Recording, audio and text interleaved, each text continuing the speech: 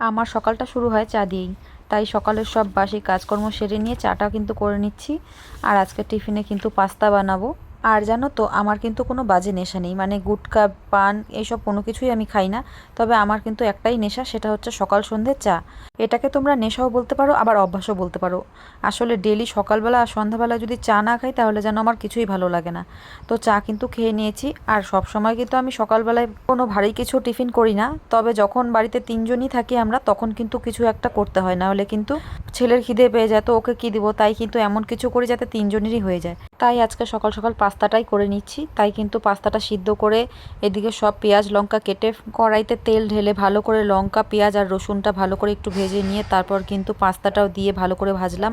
আর দুটো ডিম ফাটিয়ে দিলাম। আর এদিকে সব রকম মশলা দিয়ে, পাস্তার মশলা দিয়ে ভালো করে কিন্তু ভেজে নিলাম। আর এইদিকে কিন্তু আমাদের পাস্তা হয়েও গেছে, আমরা তিনজনে মিলে কিন্তু খেয়েও নিলাম।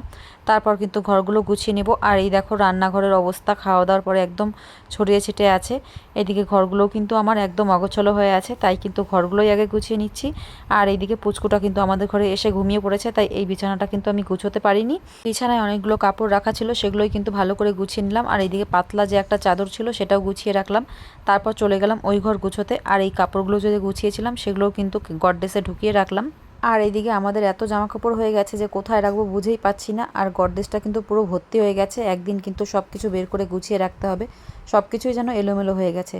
তারপর কিন্তু বিছানাগুলো উঠিয়ে নিচ্ছি। এখন তো গরম পড়েছে, তাই কিন্তু ব্ল্যাঙ্কেটগুলো লাগে না, তবে পাতলা একটা ব্ল্যাঙ্কেট কিন্তু আমি গায়ে দিই। আমার কিন্তু অভ্যাস, মানে রাতের বেলা শোয়ার পরে কিন্তু গায়ে কিছু না দিলে ঘুম আসে না। তাই কিন্তু ফ্যান চালিয়ে দিয়ে এদিকে ব্ল্যাঙ্কেটটাও গায়ে দিয়ে নিই।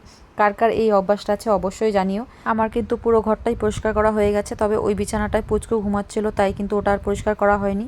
আর রান্নাঘরটাও কিন্তু পুরো পরিষ্কার করে নিয়েছি আমি।